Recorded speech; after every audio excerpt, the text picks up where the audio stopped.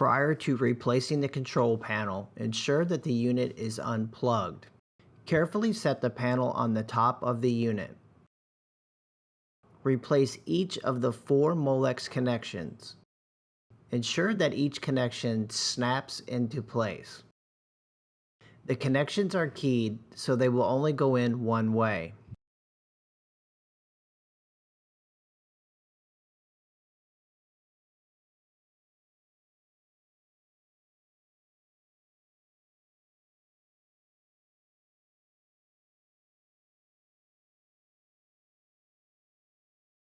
Plug in the audio cable. Align control panel with slots on the front of the cabinet.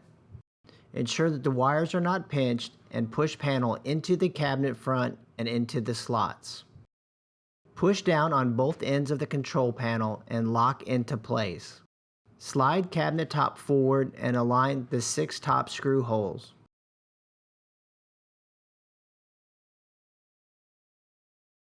Using a Phillips screwdriver or screw gun, replace the 6 screws that secure the cabinet top.